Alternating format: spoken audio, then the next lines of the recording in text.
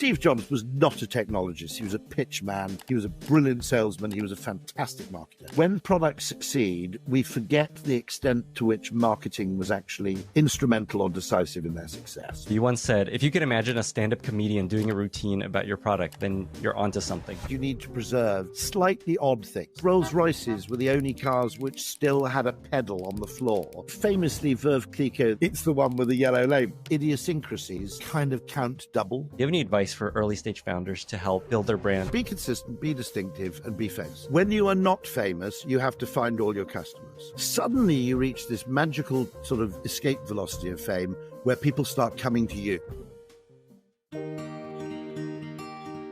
Today, my guest is Rory Sutherland. Rory is Vice Chairman of Ogilvy UK, author of the book Alchemy, the Dark Art and Curious Science of Creating Magic in Brands, Business, and Life, and the founder of Nudgestock, the world's biggest festival of behavioral science and creativity. Rory is both an example and a huge proponent of thinking from first principles. Through his speaking and his books, he encourages people to not think logically when solving problems, but to think psychologically, using human psychology to inform how you design and build and market your products. Rory is full of amazing stories and ideas and examples and inspiration, which you'll get a sense of as soon as we start talking. I don't even ask him a question and he's already off to the races. This episode is for anyone who wants to think more creatively, help their team be more innovative, and learn how to create more magic in your world. Rory has been one of the most requested guests on this podcast, and I can now see why.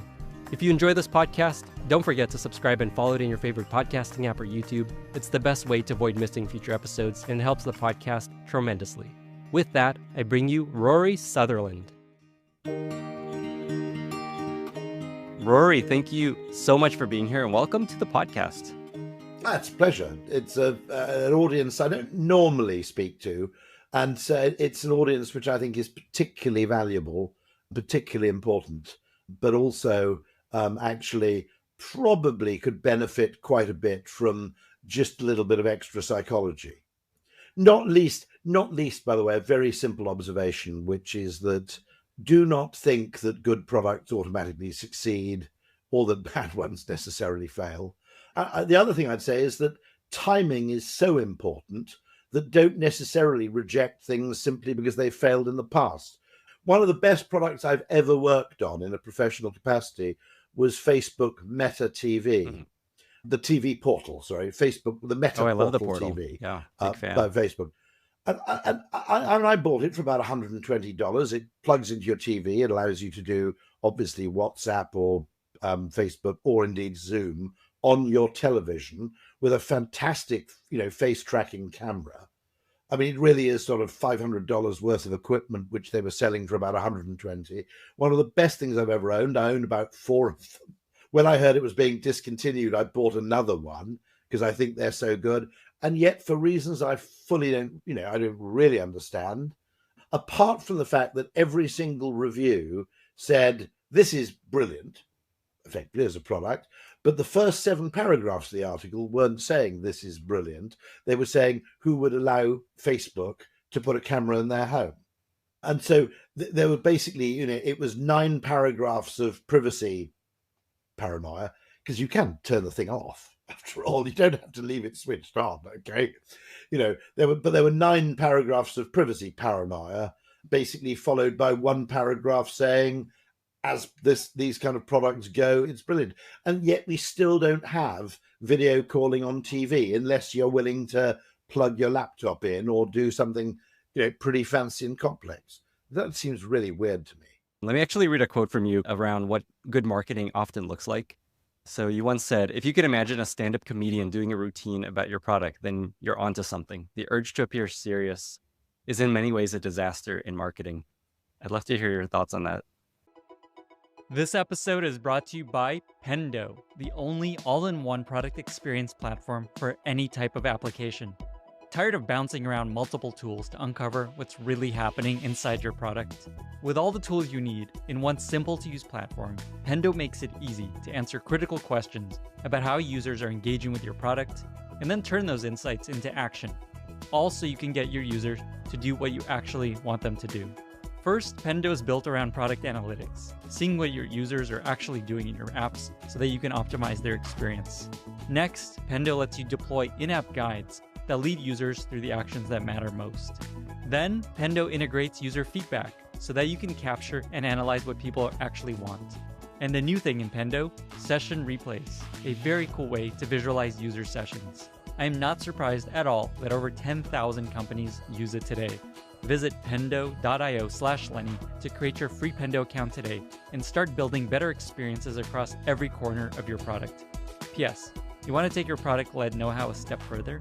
Check out Pendo's lineup of free certification courses led by top product experts and designed to help you grow and advance in your career. Learn more and experience the power of the Pendo platform today at pendo.io/Lenny.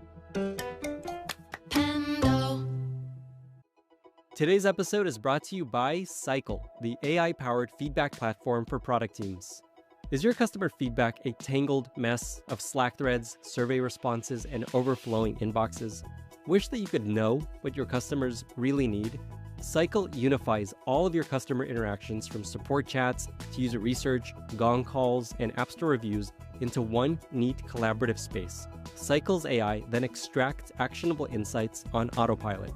Cycle will learn what you're building so that it can label incoming feedback automatically. That means you'll get a full voice of customer report without manually triaging feedback. Then simply use Cycle Ask to dig deeper into any topic and generate custom AI-generated summaries across your entire feedback repository. What makes Cycle different is the way that it lets you close feedback loops in each release. Feedback is not used just as a way to prioritize what to build, but also as a tool that creates trust with all stakeholders. Sign up for a free Cycle trial today at cycle.app/Lenny and put your feedback on autopilot. That's cycle.app/Lenny. Funnily enough, I had a conversation earlier today with someone who's in the hotel industry and is in a particular, without giving away where he works, he's looking to reinvent the hotel, arguing, I think with some reason, that it's one of those areas which is actually ripe for a good degree of disruption. There's a complicated thing. Don't be too weird, okay? Don't be too strange, because if the consumer, there's a wonderful concept from Raymond Loewy, of course, the French designer, called maximally advanced yet acceptable. In other words, there is a pace of change which consumers will accept. And generally, they're more comfortable with evolution than they are with complete reinvention. There are exceptions to that. Well, actually, even the iPhone, let's face it, okay, was preceded by the iPod. It wasn't a complete WTF moment, okay? And consumers effectively like to migrate their behavior rather than reinventing their behavior. But nonetheless, one of the things I always point out is that idiosyncrasies kind of count double. There's a wonderful thing, actually, years ago, back in the 1990s, Ogilvy won the Jaguar account. And one of the things the creative director in New York said is that, one of the things you need to preserve is slightly odd things. So in a Jaguar of the 1990s, you turned on the light above your head, the reading light or the central light, with a switch that was actually on the central console. Every other car, you reached up and you flicked the switch. In the Jaguar, you pressed the button at the bottom and the light came on at the top. And the creative director said, keep those things. Distinctiveness really matters.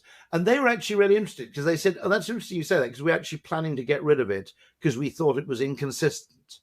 For years, I don't know if this is still true, because I don't drive many Rolls Royces, but for years, Rolls-Royce was the last car. Now, obviously now cars dip their headlamps automatically, or you have an automatic setting.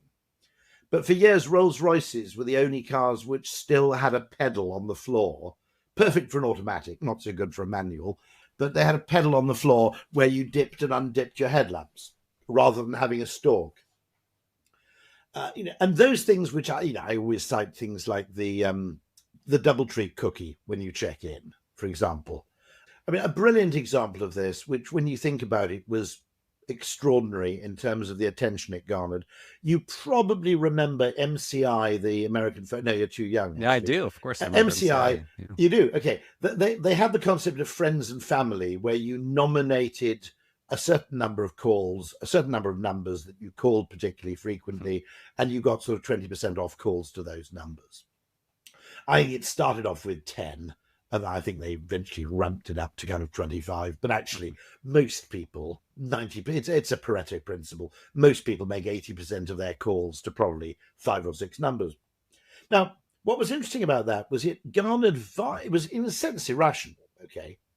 But it garnered much more interest than if you'd simply reduced the cost of calls by 15, 20% across the board, because you had to stipulate your numbers, and because you had to, and actually things that are slightly weird, things that have a little bit of extra friction, things that are slightly, counterintuitive.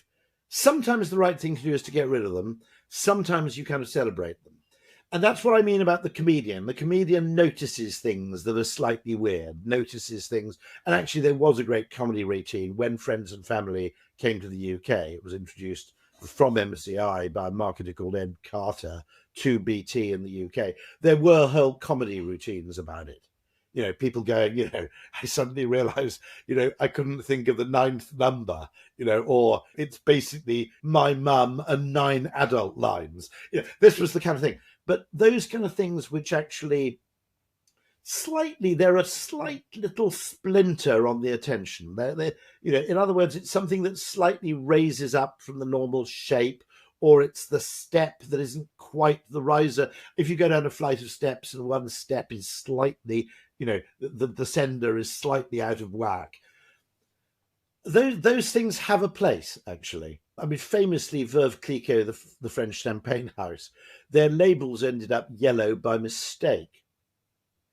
And I think there was some printing error, and they thought, we have these stupid yellow labels, we will send them to Les Roast Beef in England. We do not want to sully our reputation by selling them in France. And then the Brits said, okay, by the way, that champagne, can you send us more of the champagne with the yellow label? It's going down really well. And they said, okay, we're going to make it really yellow now, just to, almost as a kind of wind up, I think. Okay. But of course, if you think about it, the entire identity of that champagne, even you can't remember the number, it's the name, it's the one with the yellow label. Okay. And so visual distinctiveness and other forms of what you might call UX distinctiveness, as I said, don't go crazy weird. But there's this concept of Maya, which is maximally advanced yet acceptable.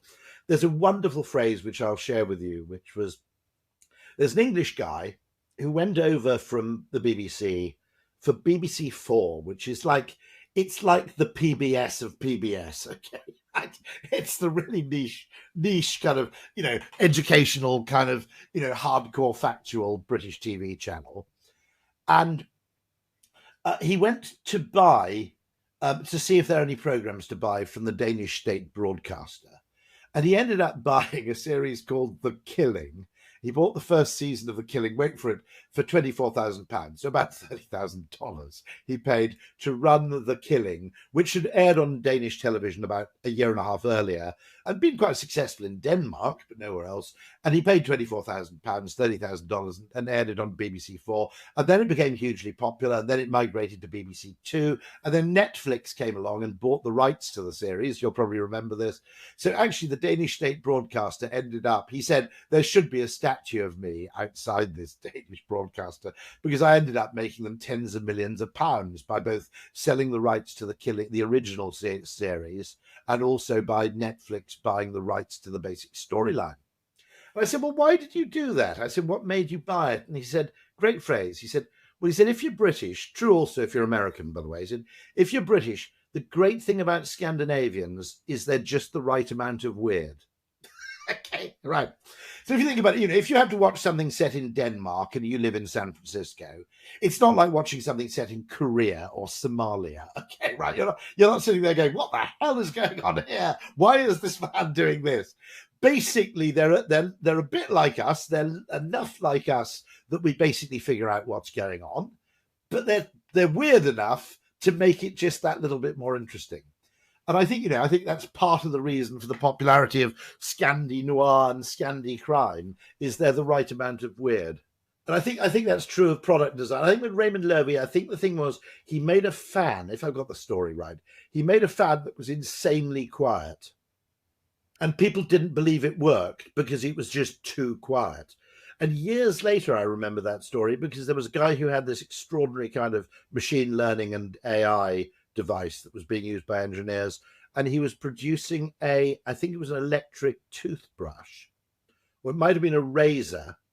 It was either a men's razor with an electric motor, which was they could somehow make it insanely quiet by using some weird machine learning algorithm about what caused the noise. I said to him, look, be a bit careful, because it's probably a good idea to make a razor a bit quieter, but if you make it too quiet, we genuinely won't believe it's working. Actually, it's the crackly noise that when you rub it over your face, and it's the buzz of the thing and the vibration of the thing that actually convinces us it's doing a job. And, you can overdo this. You can over-optimize for things. I love all these examples you're sharing of ways products stand out, sometimes by accident, sometimes intentionally. If I were to zoom out and try to describe what you encourage people to do, you basically are intent on convincing people to think less logically, to think less rationally, which I think is pretty counterintuitive to a lot of people, especially in business, where they're told, be more rational, be more logical. I think what it is psychology is a branch of complexity theory. Okay, and there are lots of things in it which are non-linear, butterfly effects, small things that have a huge effect. And there are also lots of things which are, if you like, yin and yang. In other words, what I say is the opposite of a good idea can be another good idea. I always say there are two great ways to check into a hotel. One of them is insanely high touch, and the other way is no touch. It'd be pretty cool to check into a hotel where basically you just walked in with your mobile phone and unlocked your room. That'd be pretty cool. It's also pretty cool if you go to the Mandarin Oriental in Hong Kong, that they take you up to your room, show you how to use the television, with the shower, I hope, because that's always a baffling thing, and then actually make you a cup of tea in the room while you're filling out the paperwork at your vast desk. They're both pretty great ways to check into a hotel. They're complete opposites, but they are distinctive. I think understanding the fact that what we're trying to do is we're trying to run the world of business entirely to a reductionist kind of maths and physics and finance model. Where everything's kind of linear and everything works in straight lines and everything's proportionate, and the opposite of a good idea is wrong, and the past is a fantastic guide to the future. We're basing our decision making on kind of high school maths questions. It always bothers me, by the way, that intelligence tests are multiple choice. The SATs are multiple choice in the US, I think, aren't they? Very weirdly, a great aunt of mine actually was who spent some time in the US, I think at Princeton, was actually involved with the guy who designed those kind of early intelligence tests. By the way, she had her doubts. One of the things she commented on was that basically if they did an intelligence test in which kind of white academics didn't come top, they rejected it as a measure of intelligence. So they found, for example, I think that Native Americans and African Americans were, for instance, better at memorizing poetry than white people were. Okay. And, all credit to my great aunt, they rejected this then as a measure of intelligence because it didn't fit their narrative. But the other thing that bothers me, I'm slightly proud of my great aunt for spotting this, calling this out as a bit of bullshit, to be absolutely honest. But the other thing that always bothers me is that, by definition, multiple choice questions have a single right answer. Okay, theoretically, you could have multiple right answers and you simply have to choose one that is acceptable, I guess. But basically, they got a right answer and 3 wrong answers. That's how you do multiple choice questions. But real life decisions aren't like that. You can have multiple right answers. And also, you don't have all the information you need to answer the question contained within the question. And some of the information you have, which you think is important, is actually irrelevant to answering the question. So we have this kind of, how when you look at those intelligence tests, SAT measures, IQ tests, they're all, 2 buses leave a bus station, one travels due north. they all have an assumption of complete proportionality and linearity. The buses are all traveling in a straight line. You have to calculate what time it is when the buses are 100 kilometers apart. Okay, and there's a single right answer. And all the information in the question is germane to the answer. That, generally there isn't any extraneous information which you have to ignore. And there was a famous experiment, actually, which I think originated in France, where they said, this ship stops, 27 goats get on, 3 sheep get off, then they add 25 cows. How old is the captain of the ship? And what they found is actually pretty intelligent kids would not give the answer, it is impossible to tell. They'd assume that the information in the question, because it's in the question, had to be of use in formulating the answer. And if you can Google it, because it then appeared in a Chinese school exam. And it was a very interesting experiment done, I think, by a French philosopher or psychologist, which is what happens if you actually just give people a load of data and then you give them a question. Are they so habituated by kind of high school questions to assume that what's in the question must therefore give you, a single right answer? And this is exactly what happened. And if you look at real life, i.e. business decisions, which anything that involves human behavior, it's simply, all those conditions that we are expected to look for in something when we call it scientific. None of those conditions are met. Single right answer, proportionality, the scale of the input being proportionate to the scale of the effect. None of those things are met in real world decisions. And yet we select and promote people on their ability to perform those artificial activities. I'm curious if you've seen a company figure out how to do this better. So you clearly are incredibly good at out-of-the-box thinking incredibly creatively. All these examples are examples of where something was not what you would expect. Have you seen anyone actually implement a way to operate where they allow their employees and companies to think I've come across a few really interesting stories of companies which have a much less top-down. In other words, it's a much more, you know how in evolution there's this theory of multi-level selection, which is we don't just select for individuals or genes, we select for groups, for example. Two examples I've heard of anecdotally, which are interesting. There's a British company called Octopus Energy, which also has a software division called Kraken, which is it's effectively a way of managing utilities in a much more sophisticated pricing environment, and they have extraordinary tariffs where, if you charge your car after midnight, you pay a tiny fraction of what you pay the rest of the time. It's very much about marrying supply and demand. The way they operate is almost multicellular, in that you have lots of small autonomous teams. Their ultimate brief, what the objective of the company is very, very clear. But actually they allow people considerable autonomy within teams of sort of 10, 15, 20 people in terms of how they actually achieve their ends. The second example is Shopify, where their customer service teams are in groups of 10. And Toby Shannon, who was the chief operating officer of Shopify, modeled this on sports teams. He said, if you look at teams of people in sport, your typical sport will have somewhere between sort of, rugby might be 15 and soccer is 11 and cricket's 11. But generally teams have those double-digit kind of team sizes. And he thought there was something meaningful about that.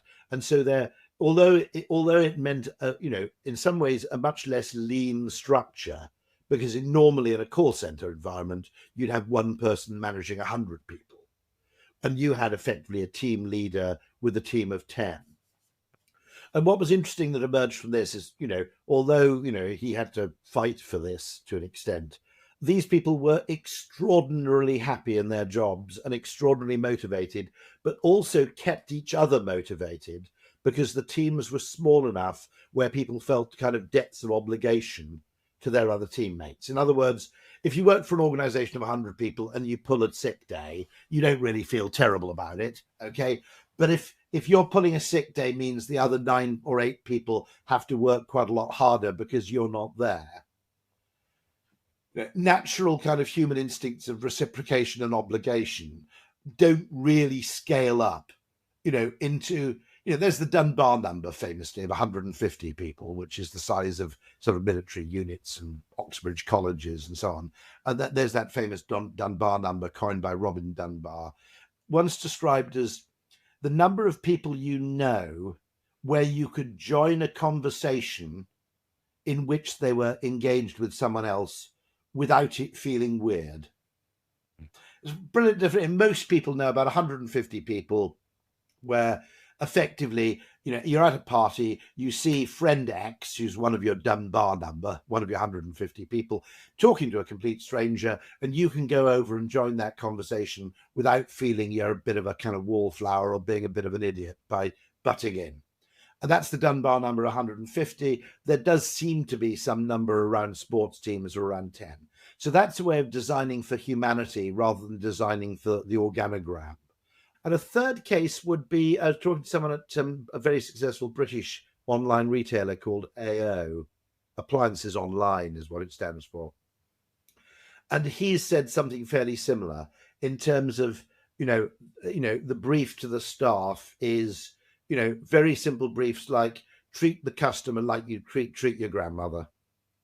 And if you look at yourself in the mirror, the shave test, and you come home at the end of the day, would your mum be proud of what you've done?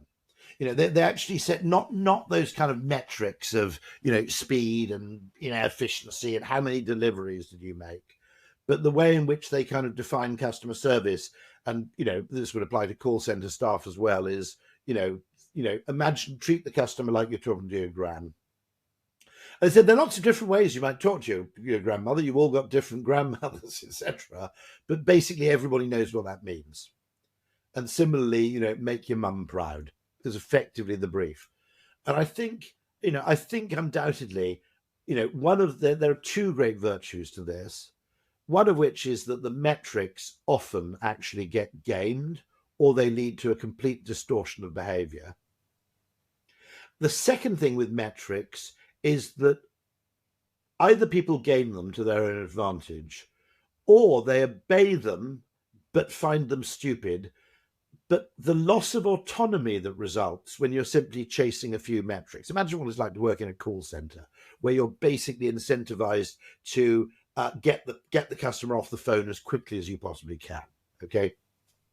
The loss of autonomy and judgment that betokens, I think, and that is deeply depressing. It's deeply demotivating. So a final case of that is Zappos.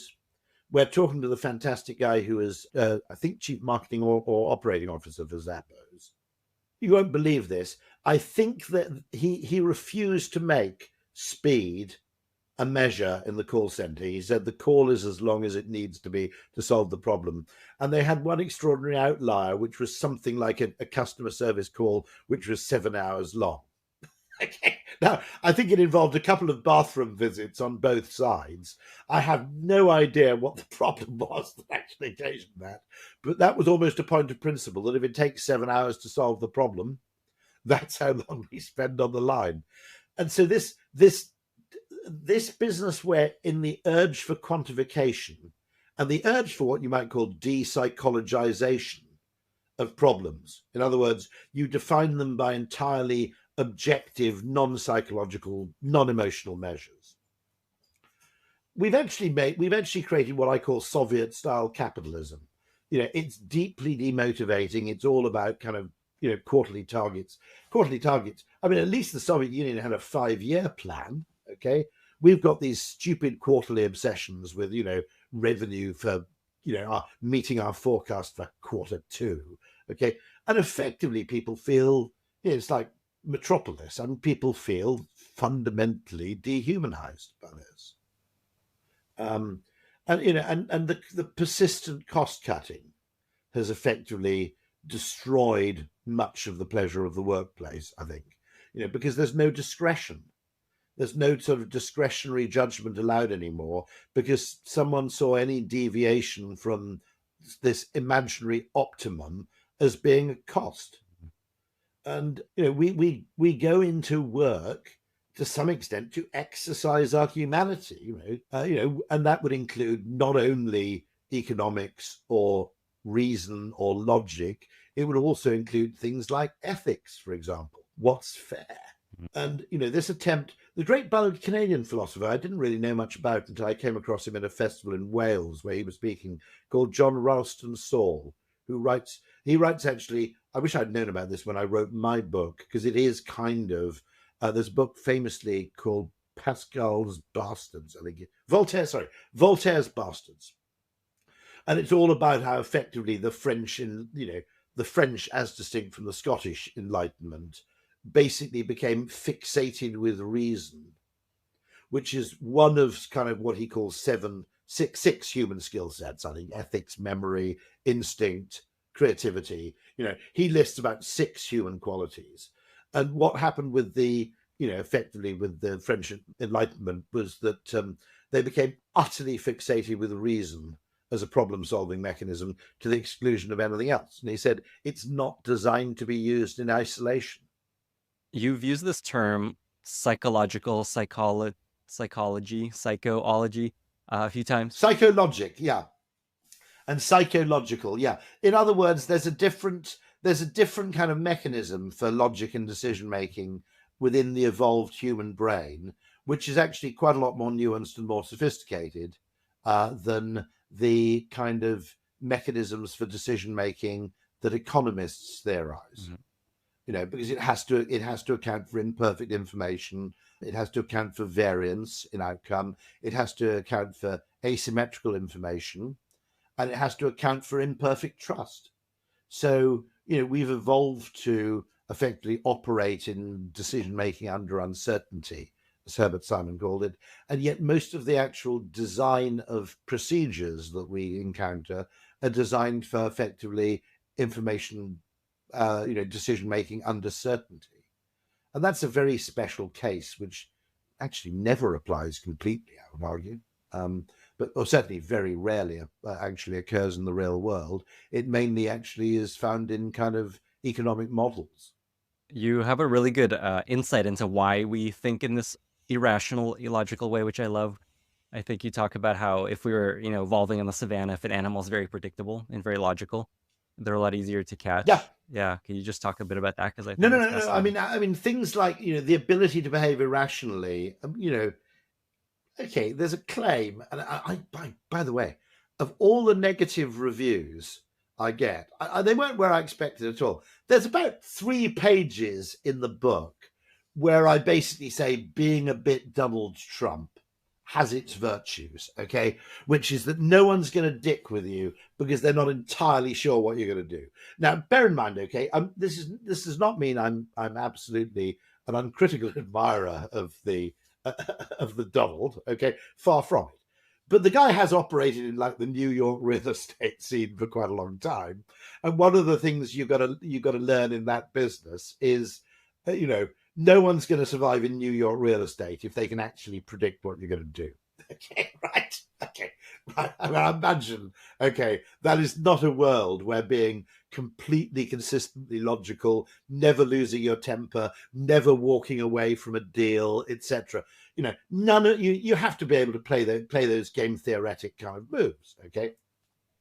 And there were people who basically encountered this thing. Maybe I should have put it right at the end of the book, and I put it somewhere early on, who were then driven practically insane by this assertion.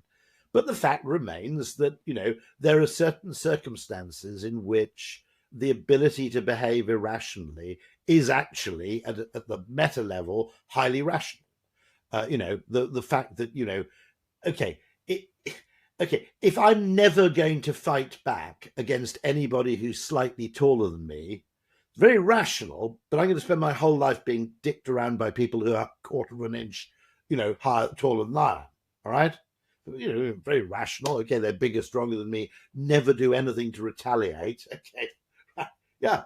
But no, we have to have some degree of, and Darwin spotted this, some degree of kind of random number generator in our makeup. And the most classic example of this, which is I learned from Robert Trivers, the evolutionary biologist, is that when a hare is being chased by a dog, it goes into this incredibly random pattern of movement where it will kind of zoom straight up in the air. It will suddenly do a 90-degree turn to the right. It will then suddenly double back on itself at huge speed.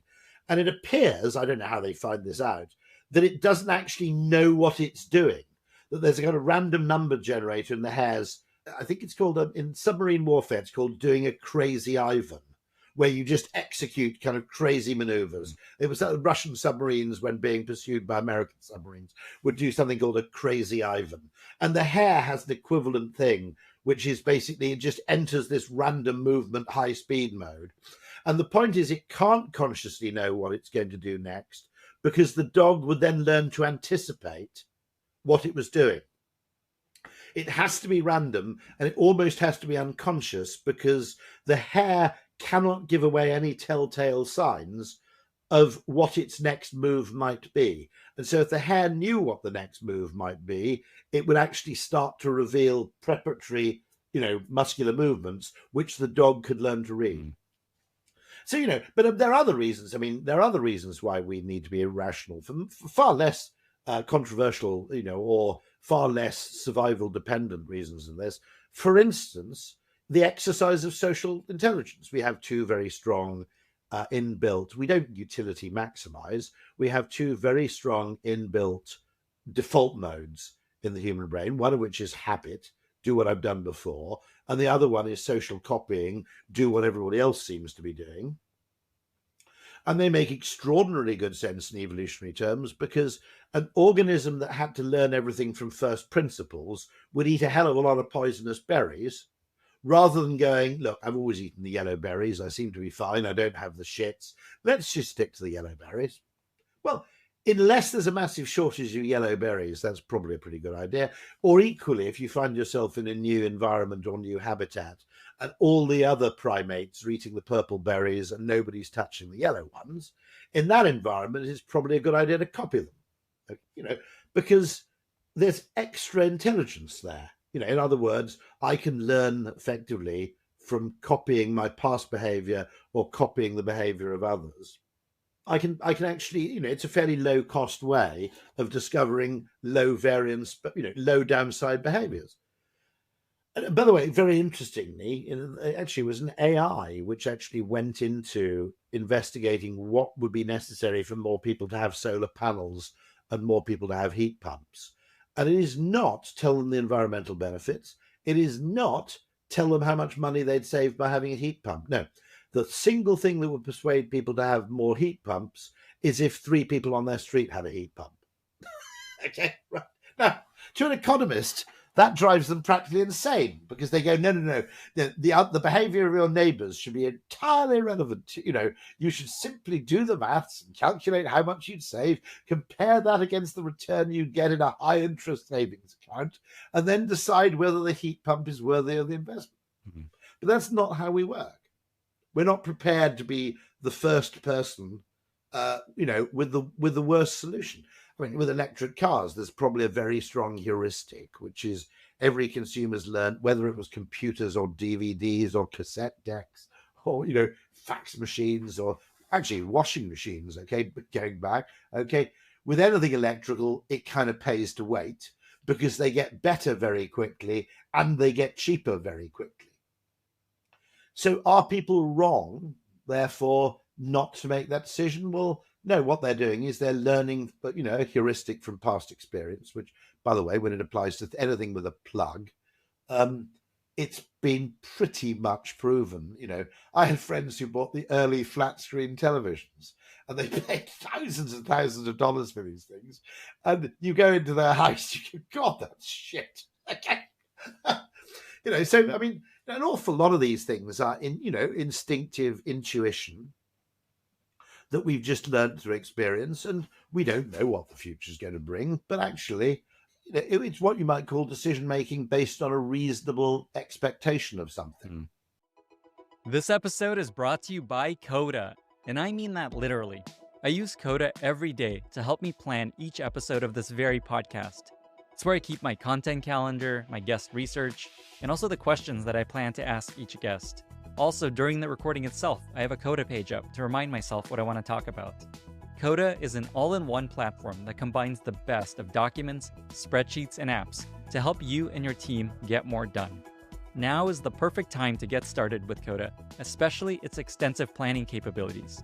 With Coda, you can stay aligned and ship faster by managing your planning cycles in one location. You can set and measure OKRs with full visibility across teams and stakeholders. You can map dependencies, create progress visualizations, and identify risk areas. Plus, you can access hundreds of pressure-tested templates for everything from roadmap strategy to final decision-making to PRDs.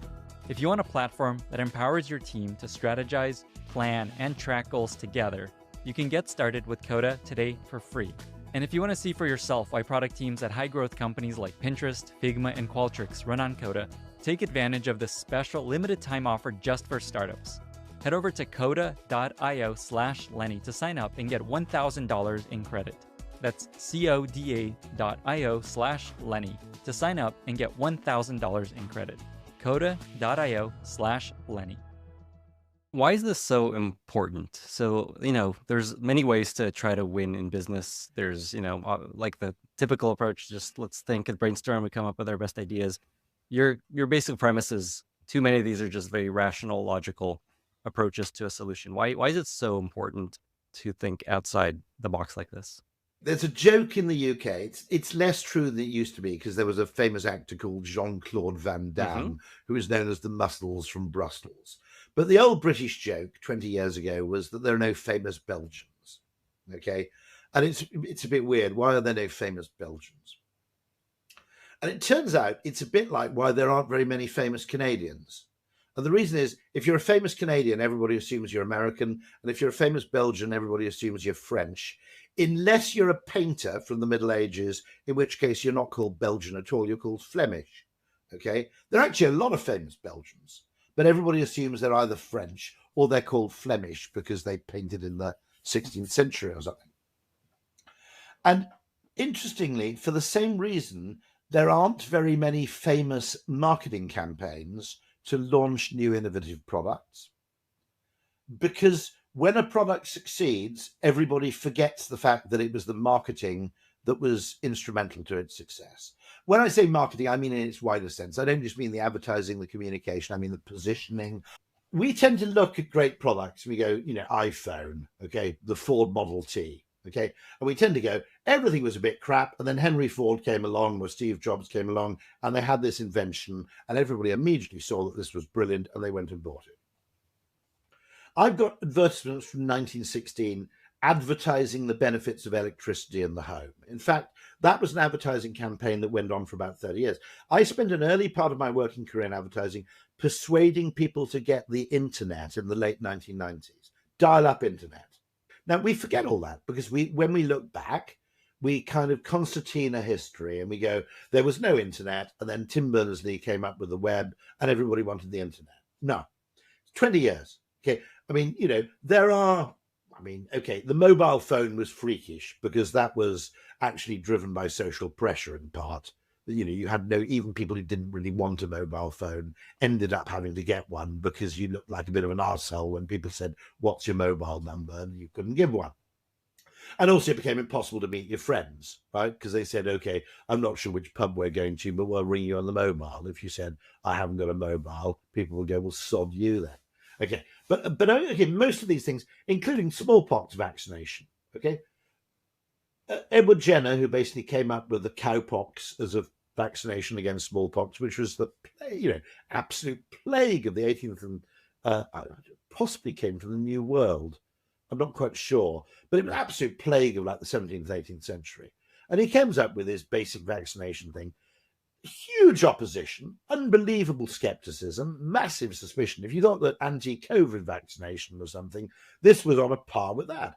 His marketing coup was getting the British royal family to vaccinate their children, I think. Okay, now, so what we're saying is that, first of all, when products succeed, we forget the extent to which marketing was actually instrumental or decisive in their success. Steve Jobs was not a technologist. He was a pitch man. He was a huckster. I mean this as compliments, okay? He was a brilliant salesman. He was a fantastic marketer. The tech people at Apple didn't respect him. They said, I don't get what Steve even does, like he can't even code, okay? But he was absolutely brilliant at everything from product design to focusing on on a limited number, to extraordinary taste, to giving those presentations, and selling things as a magician, effectively. Making everybody believe that Apple was capable of magic, and therefore you didn't need the skepticism. Now, so first of all, marketing plays, and timing and luck, by the way, let's also include those. These other factors play a much greater role in both the speed of adoption and the success of adoption of anything remotely new or innovative. But in hindsight, we forget the marketing, and we never say, because of the great marketing, I bought that product. We go, I bought it because it was a great product. But we thought it was a great product because of the marketing. Okay? We had to persuade people to get electricity. We had to persuade people to vaccinate against smallpox. Penicillin came up against a lot of hostility in very early stages, right? Okay. Now, also, let's not forget, we're only looking at the successes. I think there have been great products which are genuinely intrinsically a good idea. I mentioned Meta Portal TV. I'd also include Google Glass. I'd also include the wine box. I'd include the Japanese toilet. Okay, right? I'd include the air fryer until recently, right? These are all utterly brilliant things, but it took, in the case of the Japanese toilet and the wine box and Google Glass, something about the timing or the marketing, not the product. Something was wrong, and the consumer basically never bit. It never reached critical mass. They couldn't cross the chasm of the early adopter. I still think it's barbaric. I've got a Japanese toilet here. I don't have one in my other little flat. I think it's barbaric that the Western Hemisphere dry wipes, right? The whole of the Middle East has a bum gun. In Japan, your lavatory quite rightly cleans your rectum with water as God intended, okay? And for some reason, we in the sophisticated West are there with a dry bit of paper, scraping it up over our anus. This is medieval, okay? I mean, think about other things, right? House keys. You compare how easy it is to get into your car. You've got some keys somewhere in your person, in your handbag, in your briefcase. You're not really sure where the keys are. You walk up to your bloody car and you open the door. Your house, it's fucking 1720. You've got to rattle some metal things to get into the house. Why? House building, okay, house building, the way we build houses, will be recognizable to a Roman. By the way, the Romans never invented the stirrup. Would you believe that? They didn't actually have a stirrup for horses. So you basically had to cling on with your knees. Oh, my God. How? Okay. So what's so fascinating? The wine box, by the way, really fascinates me because in a logical, the Kindle has only really, it's kind of taken up to, I thought when the Kindle and tablet came along, I admit this, I thought, okay, well, that's the end of the fling line for physical books. And in fairness, I travel a lot, so I have quite a lot of ebooks because I can then pack one tablet in my bag. I'm carrying a library around with me, which is, quite on a long plane flight. It's a lot better than having to pack 8 books and decide which one you're going to read when you get there. But if you don't travel very much, people seem to prefer physical books, for example. People like these things, actually, what's that funny Scandinavian thing you write on? That pad thing. The Remarkable tablet. Remarkable. Okay, people like that actually because it allows you to do less.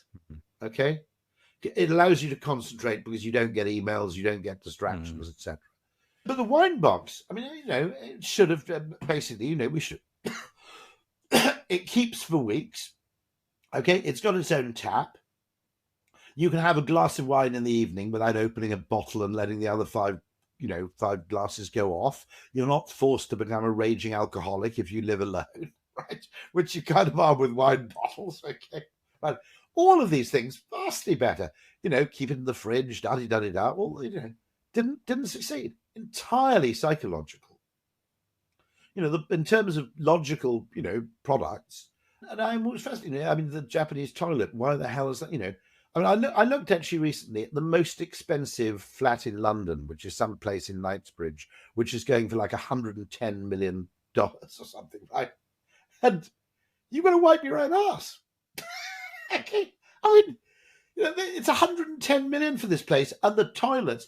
Now, I imagine if there's a Middle Eastern owner, they'll go and retrofit some bum guns in there. But how flaming weird is that? Seriously strange. And you realize that actually I mean, Google Glass, I mean, it was a kind of marketing cock-up. They launched a bit too soon. Then they only gave the bloody glasses to developers. Now, with the best will in the world, developers probably aren't the world's coolest people, okay? They're not the people you want to have walking around your bar wearing Google Glass. The user imagery wasn't that great. And so you have these really interesting phenomena. I would have bought Google Glass, actually, even at the insane launch price of about $1,000, because I would really, really like being able to walk around. Now, I don't know what, I'm talking to you now, I don't know what the time is. I don't know when my next meeting starts. I don't know what the weather's like outside. If I just had regular in-eye updates, a kind of heads-up display for shit that's going on in my life that just reminds me of stuff, I easily pay without having to look at a digital watch, which I've bought these bloody both Android and Apple watches, and I might as well get my phone out. Basically, I've got an ordinary analog watch here, but actually having something which you can wear, which just goes, your next meeting starts in 5 minutes. The guy you're talking to is called Lemmy. All that stuff. Be really, really good. I have no idea whether Meta Portal to you, apart from this business of the privacy thing with Facebook. But if any product deserved to succeed in the pandemic, for crying out loud, right, it was video conferencing on your TV, and yet it just didn't. And so, don't think, and the other thing I'd say is don't think because a product's failed in the past that you shouldn't try again, because that famous thing, that the definition of insanity is trying the same thing again and again and expecting a different result. That's not the definition of insanity. That's the definition of a complex system, right? That actually, I mean, quite a lot of internet ideas failed. I think quite a lot of online ideas failed because they were just mistimed. Typically, some good ideas were too early. Great little thing actually called the Chumby, which I had about 3 of them, and they were little internet connected devices, and they just cycled through little screens, which would say like little applets, like little kind of, you're probably an iPhone user, but what we call widgets, okay, on the screen. And they go, these are the trains from your local station. They're on time. They're not on time. They're running late. This is the weather. This is the latest news flash from the New York Times. And they just cycle through that stuff. They'd sit in a little cuddly little thing. I had about 3 of these. I thought they're fantastic. But again, I mean, okay, I'll give you 2 examples of this about timing, right? It's 1989, okay? I sign out a mobile phone. It's like a brick. It's made by Motorola. Sign out a mobile phone from the office in 1989, and because I'm going to a meeting somewhere off-site and I need to be contactable. So you didn't have your own mobile phone. No, the office had about 8 of them, and you signed one out, and they were kept charging in the office. You signed one out. You told your team what your number was for the day, and you set out to your trip. So I'm walking down Oxford Street with this mobile phone, and someone rings me. So I haven't got any choice. I have to answer it. Okay. So I'm speaking on a mobile phone in Oxford Street, the business streets in London in 1989. 2 people shout abuse at me from passing cars for using a mobile phone. Second case, let me see if I can date this. It would be about 2000 and, oh, crikey. I guess about 2003, 2004. There was a company started by some American expats called Food Ferry in London. And I think it was a hybrid CD-ROM. You actually had a CD-ROM of most of the stuff, and you went online, you ordered your groceries, and they delivered them to you. And I mentioned to someone it would have been the early 2000s, that I actually ordered my home groceries on the internet, and they laughed in my face. Okay, I mean, just literally, they went over, they said, hey, you'll never get this guy. He fucking orders his groceries on the internet. And this is my point I'm saying, is that there's this huge, huge psychological hurdle to changing behavior or to getting people to adopt behavior which is slightly unusual. There was massive, I mean, okay, one story, I then bought my own mobile phone. This would have been about it was 89, I was borrowing the phone. It would have been about 95, 96 when I actually had my own mobile phone, maybe 94. I'm trying to work it out. And I'm on the top of a bus in London, and somebody rings me, and they ring me from the States. It's my friend Ted, who was a biochemist at Penn, I think, at the time. And I said something on the phone. I'm sitting on the top of a bus, And I said something on a phone which made it obvious I was speaking to someone in America. It was like, what time is it with you? Or what's the weather like over there? Basically, it was obvious I was making an international call on a mobile phone, the top of the bus. I actually thought there was a mild risk of physical attack because that was such an extraordinarily twatty thing to do. And I suddenly realized it's because I'm old, I'm 58. You know, I suddenly realized a lot of younger people don't have the chronological context. They just assume that, there was no internet and then the internet came along, so everybody got it. Now, okay, the smartphone was the mobile phone itself was not rapid. They've existed for about 50 years, right? You had to be pretty rich, and they mostly were in people's cars. I saw someone with a portable telephone, I think in 1984, and that was a really weird thing for someone to have. They weren't fast. The smartphone was pretty fast. I grant that.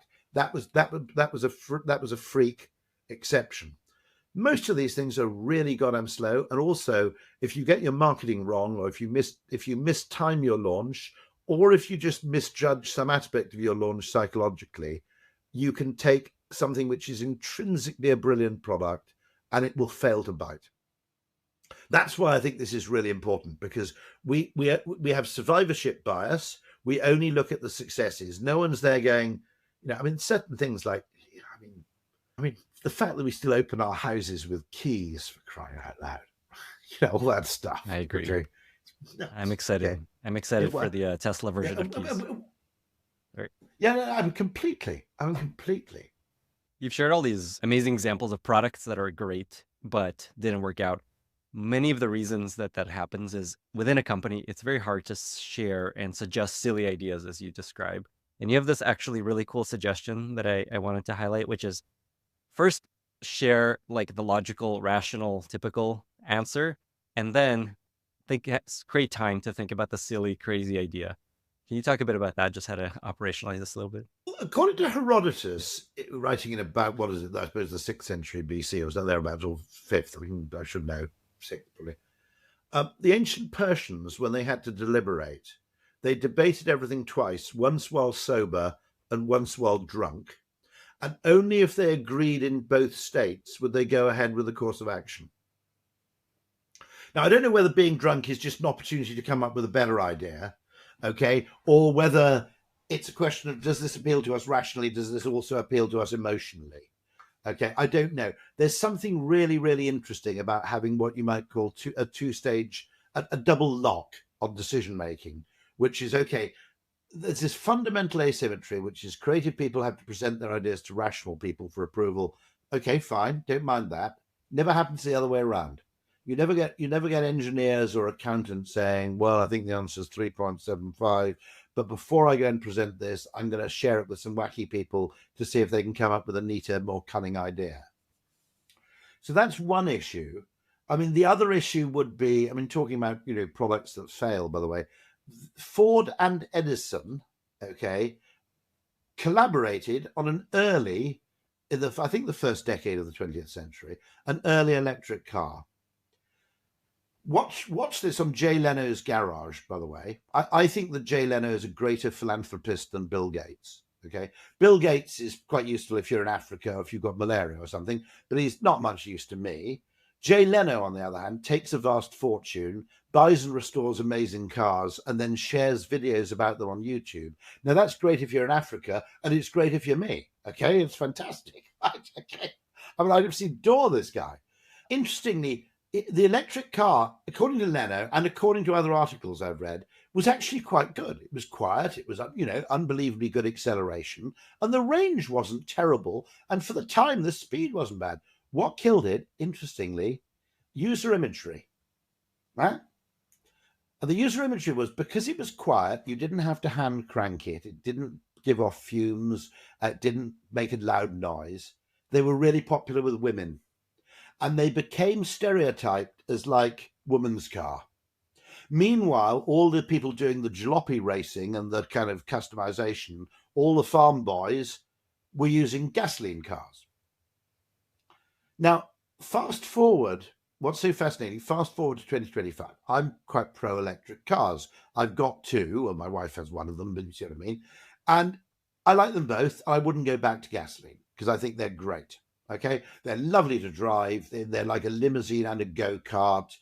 They have very few moving parts. They're incredibly quiet. They're just lovely. Okay, I mean, just drive one and you'll see what I mean. And when I write in favor of electric cars, I get all these comments in the spectator comments below of people who really hate them.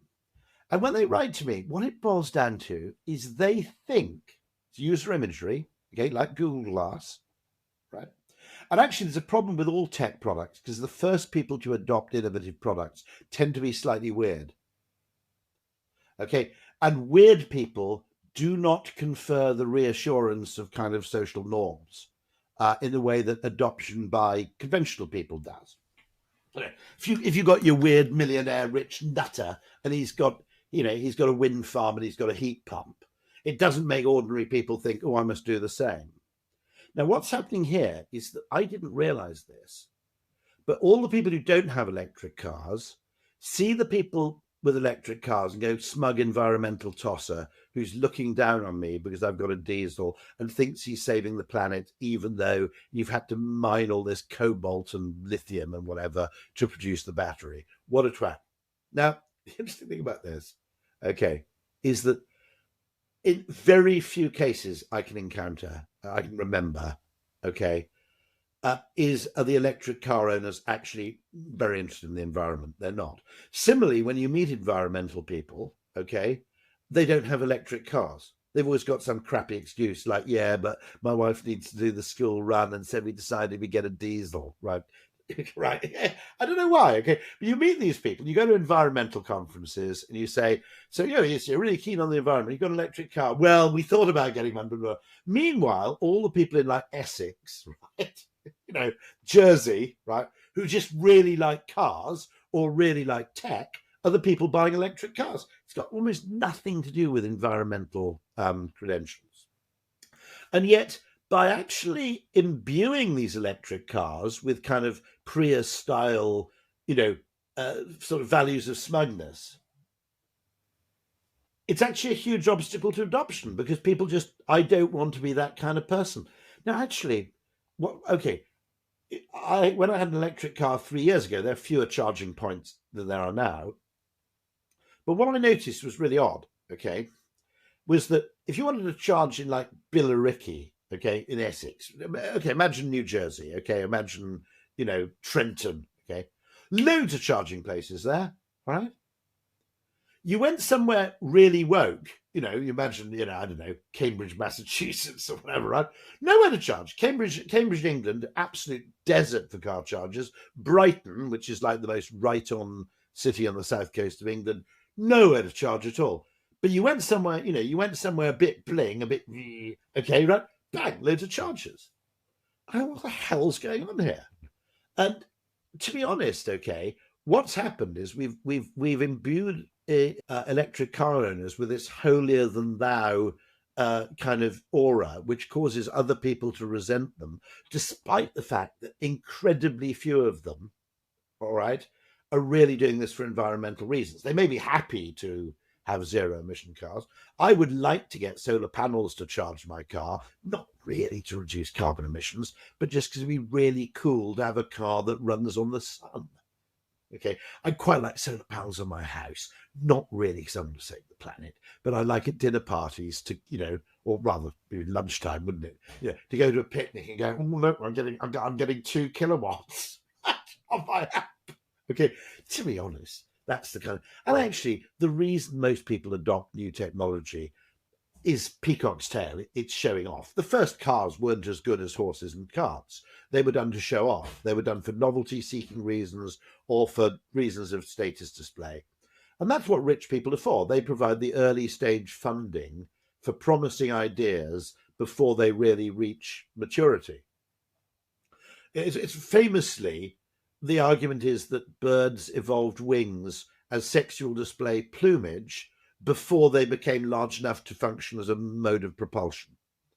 So birds which seem to have evolved from dinosaurs for the most part, the logic is that they first of all got wings as a form of sexual display. The peacock got the tail, Okay, but most other birds did the display with the wings to look cool. Because I think dinosaurs had feathers, didn't they?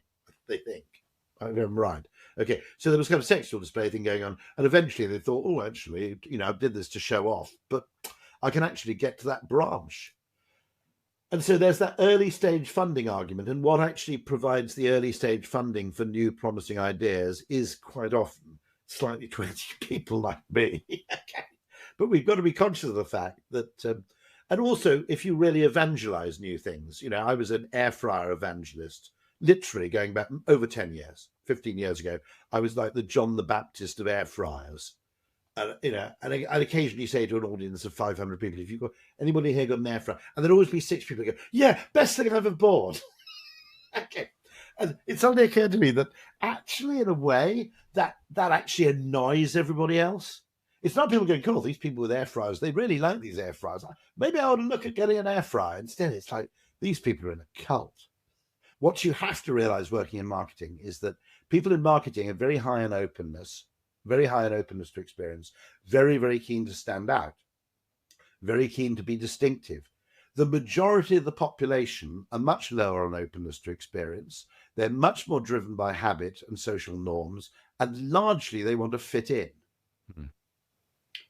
They feel comfortable when they fit in with the people around them. It's a slightly unusual kind of corporate environment where people actually want to kind of effectively play constant games of one-upmanship with their kind of workmates, which tends to happen in marketing and other functions, and tends to happen actually at the higher levels of corporations. But it's actually it's actually slightly an unnatural state. So you've got to be very careful working in a marketing department or being a person who works in marketing to continually remind yourself that you're an outlier. One of my favorite stories from your book, Alchemy, was the story of the Walkman and how the engineers, basically they had the technology to add recording to the Walkman, and they're just like, hey, of course we need to add this feature. We can do it. It would have cost 50. It would have cost 50 cents because apparently they built the first Walkman on I think there was a thing called the Sony Talkman, which was a dictating machine, which had both a speaker and it had a microphone.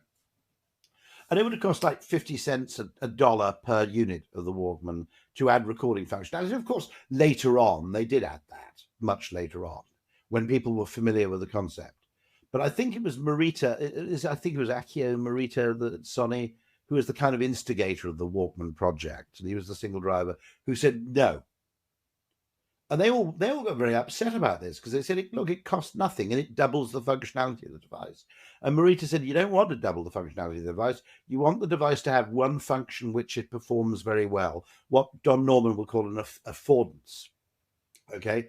You don't want any ambiguity about what this thing's for. What this thing's for is for listening to high quality music while you're on a flight or on a train journey. And it's for that. It's a personal entertainment device and nothing else. Once people start going, is it a dictaphone? Does it have a corporate function? Should I use it to record concerts, etc.? Once it's got more than one function, people don't know where to start. And so I thought that was an absolutely inspired thing, which is actually, in many cases, less is more. In other words, focus attention on one thing, the one thing that it does, it's really good at that thing. You don't have to worry about anything else. If you want to do that thing, then this is the thing for you. And if you don't want to do that thing, then don't buy it. Very simple binary decision. The second you introduce kind of complexity into the thing, logically, greater functionality should mean greater utility, which should mean greater value. But sometimes, as with the McDonald's menu, okay, that was an absolutely beautiful case where they realized that, okay, it's partly about speed, it's partly about simplicity, it's partly about supply chain, but it's also about choice reduction. Do you want a Big Mac? Don't you want a Big Mac? Whereas the American Diner, which was the kind of preceding thing before the McDonald's brothers came and sort of shook it all up with, I suppose, this kind of Detroit model of kind of production. The American Diner was, how do you want your eggs? Substitutions, over easy, sunny side up, poached, scrambled, etc. The whole thing was about customization. And so this is what I mean. Sometimes customization is a great idea. Sometimes it's the opposite.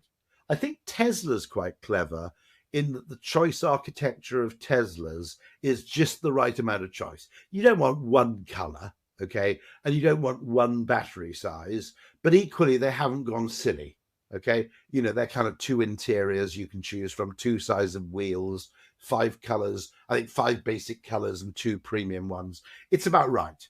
You know, that's kind of about manageable, you know, whereas, you know, I had a look at customizing the new electric Range Rover today, and it's just, well, it drives you insane because, you know, you suddenly realize you're going to be spending basically the price of a house. By the time you've added all the stuff you really, really want, you can't actually justify buying the vehicle. Okay, so maybe a last question. We've covered a lot of stuff at this point, which makes me very happy.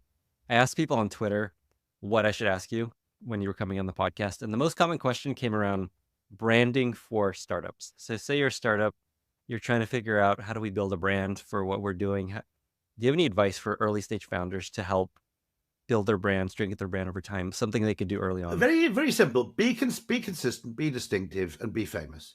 Now, the author, we forget this, okay? Advertising often talks about brand in this incredibly nuanced way about differentiation and this and that and the other.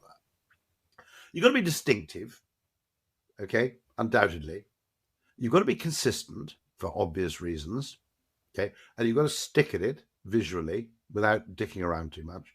But actually, the reason advertising agencies never say, we're going to make you famous, is because it sounds too obvious. Okay? Well, yeah, obviously, yeah, but let's not talk about fame. It's about fame, okay? In that fame fundamentally changes the rules in completely non-linear ways. So, first of all, when you are not famous, you have to find all your customers. Suddenly you reach this magical sort of escape velocity of fame where people start coming to you and they start saying, have you thought of using this for this? Or actually, you didn't think of this as an application for your product, but I've actually got this, you know, I actually use it for this. Okay. So, and then you reach sort of, there are kind of levels of fame and they compound over time. It's not linear. It's not attributable. You can't really say, you know, I joke about this, okay? There are people who can attribute their fame to one single event, Monica Lewinsky perhaps being a good example, okay? Or, you know, serial killers, all right? Okay, yeah. If I hadn't killed all those people, no one would have heard of me. Okay. There are people for whom fame is like attributable. But for most people, it's a whole, what you might call amalgam of different activities, you know, going back years. And actually, in many cases, we ask consumers, how did you hear about this? They don't actually know. You know, they'll always put TV or something or online, but actually they don't know how they heard about it. They just kind of heard about it. And we know that people's brains react completely differently in terms of their level of comfort with things they've heard of before versus things that are completely new. It's almost similar to the kind of heuristic of, you know, is everybody else eating this? Have I eaten it before? And have I heard of people eating this? Right? Okay. Right. That's, you know, it's part of that same package of, you know, right in the motherboard of human psychology. So fame is completely, it basically changes the rules for everything. You know, when your chief executive rings somebody up, they probably call back. If you're a famous company, if he's heard of you or she's heard of you, she'll call back. Right? If they haven't heard of you, they probably won't call back. What's that worth? Well, it's impossible. It's impossible to quantify the value of fame. People come and work for you for less money. People actually apply to you without you having to find them. People stay longer. Customers come to you and give you the benefit of the doubt. You're allowed to cock up once, okay, if you're famous, right? People, you know, people will give you, if you've got a great brand, the best definition of a brand is from the guy who's called Eric Johnson, I think, who wrote the book Blindsight. And he's also written a book called Brands That Mean Business. It's a great book. It deserves to be much more famous, actually. And there's a sentence in that book which says, having a great brand means you get to play the game of capitalism on easy mode. And I genuinely can't think of a better definition than that. Now, the point about playing on easy mode is, can you quantify the value of that? Well, no, because you don't know what your score would have been if you were playing on hard mode or psycho mode. I'm not a gamer, but you know what I mean. Okay. And can you also say which of your various activities contributed to the building of that great brand? Well, no, you can't, because it's actually not even an amalgam of things. It's actually a kind of concatenation. It's there are whole sort of elements here which are catalytic. They're not linear. And that's the other thing, which is that because it's not linear, attempts to evaluate advertising on short-term transactional metrics will always grotesquely undervalue the contribution of that activity to your ultimate business success. It's a bit like, okay, when I first got a pension, for the first few years, brand building is a bit like a pension, right? For the first few years I had a pension, I go, oh God, I'm paying this guy a few £100 a month. And look, I mean, half of it's gone in commission, and it was a lot of work, and I'd rather have the money to have an Indian meal. I don't know why I'm doing this. A waste. Oh, look, it's hardly gone up at all. And what a bore. What a waste of time. I thought that for about 3 years. I'm 58 now, and I got a pension. I go, where did all this money come from? I don't remember paying this. It really is like that. It's a compounding effect. And everybody effectively, because we have finance and ROI and all those things, everybody's using addition, multiplication, subtraction, and division to try and quantify the value of an activity, which actually is about power laws. It's not about that kind of linear bullshit, okay? It's really about kind of power laws and non-linearities and all this kind of stuff.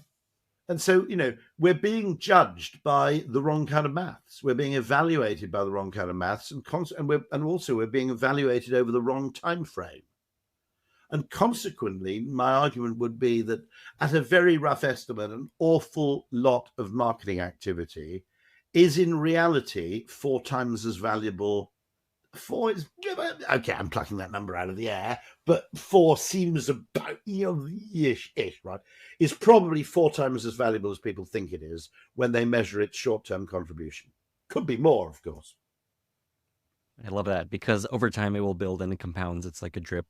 I love the 3 points you made about how to build a great brand: consistency, distinctiveness. What was the third? It was be famous. Yeah. I mean, consistency, distinctiveness. Probably clarity, and just be famous. Great. Yeah. I mean, some sort of clarity of promise. I think amazing consistency. I think a good brand is a sort of promise, but also the extent to which it contributes to trust. Okay, which is that if you met a celebrity on the street, right? Okay, now, I don't mean a serial killer celebrity. I mean a famous actor. Okay. One thing you wouldn't think about is, are they going to steal my wallet? Are they going to mug me? Are they going to do anything weird? Right? They may have lots of vices, but generally people who have a lot of reputational skin in the game, who've invested a lot in building up a reputation over time, are going to be much more cautious about disappointing their customers or risking negative feedback than someone nobody's ever heard of. Right? I mean, and let's be honest, okay, I think it's even more extreme in the United States than it is in the UK. The relationship people have with celebrities is kind of pervy and weird. They imbue these people with superpowers. They're actors, right? They didn't actually fly through the air, but somehow people treat them with this kind of reverence because they're just famous. And the point is, it's kind of easy mode. If you are actually pretty famous, you are playing that game on easy mode, because so many things which require massive reassurance, due diligence, checking, you take it to the board. 3 people on the board have never heard of the company, so they want you to go back and check with so and so. And then you walk in and, and it's kind of, you're famous. The rules are different. And when I say there are also these inflection points like escape velocity, I always say about Coke, that Coke has reached a magical level of fame where it is your expectation that any shop or bar or cafe or Michelin-starred restaurant will stock it. Okay? In other words, I can ask for this anywhere, okay? And if they haven't got it, it's their fault, not mine. Now that's really kind of mega fame. But equally, in B2B, there's an inflection point in B2B marketing, okay, which is that if no one ever got fired for buying IBM, right? We know the famous phrase. If you appoint Pricewaterhouse or EY or whatever to your audit, okay, and something goes wrong, everybody blames them. If you appoint someone nobody's ever heard of to be your auditor and something goes wrong, everybody blames you for not appointing Pricewaterhouse or EY. It's rather like one of the reasons I fly with, I wouldn't go on a business trip with Ryanair, even though they're actually pretty good and they're very punctual, right? Is if the flight gets cancelled or delayed, and I ring the client and say, I'm terribly sorry, the BA flight's been delayed, okay? They go, oh, well, never mind, you did your best, right? Okay, right? And if I ring up and say, the Ryanair flight's been delayed, okay, it's not quite the same, is it, right? I haven't necessarily tried. I've kind of skimped on that. You see what I mean? Yeah. And so, various things, it's not just what things are, it's what they mean. And we use brands as kind of extended phenotypes to express ourselves in all kinds of ways. So this is the other thing with brands. It's not just a simple consumer, it's not just a simple business consumer relationship. There are all kinds of things. What does the brand I use say about me? It's do the people who know me know what this brand means. It's no good being a luxury car that only rich people have heard of, because in order to convey prestige, it's necessary for you to know that other people know that BMW is a prestigious car brand, and so on and so forth. So there are lots of things here which are second order, third order, non-linear compounding factors. Okay, we just have to acknowledge this is a different kind of maths, and yet we're being judged on a kind of X minus Y equals Z maths. Doesn't make any sense. Maybe as a final question, is there anything you want to leave listeners with, folks that are building product, any lasting piece of nugget or advice? Try and do the psychological and the technological and the economic, for that matter. In other words, the sweet spot is it works psychologically, it works technologically, and it works economically. In other words, you can make money out of it. People want it. It's it allows them to do something significantly new by using some clever application of tech. Try and use those three things in parallel, because I think what most businesses do is they try and do things in series. And businesses borrow an awful lot from the kind of Fordist, Taylorist production line mentality of the process, okay? And the process, we have to pretend that the process is linear. But the process of any kind of innovation or development is not linear. There are loads of products which, by the way, have completely failed at first iteration, and then someone sold them in a different way, and they then turn out to be completely successful. I mean, the pivot, okay, is an example of that. Famously, Wrigley started off selling soap powder in Chicago. Then he started giving away baking powder free to sell the soap powder, and then realized he'd start making baking powder and selling that. And he gave away chewing gum that went on the baking powder as a gift. And then people liked the chewing gum a lot more than they liked the baking powder. So as a result, Wrigley became a chewing gum company, right? Okay.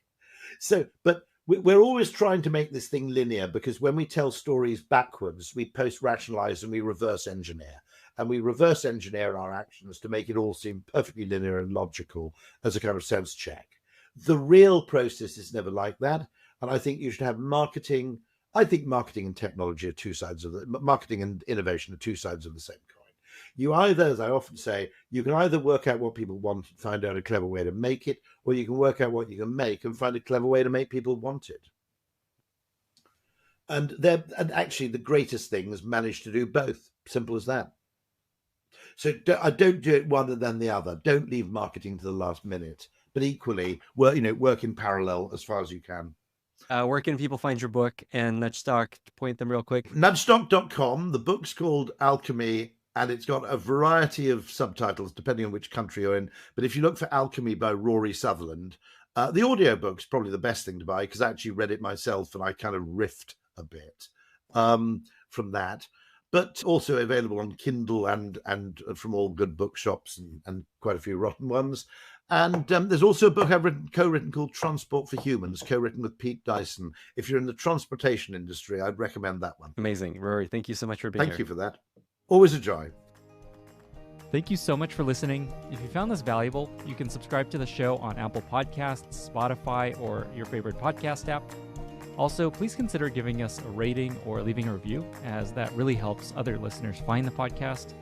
You can find all past episodes or learn more about the show at lennyspodcast.com. See you in the next episode.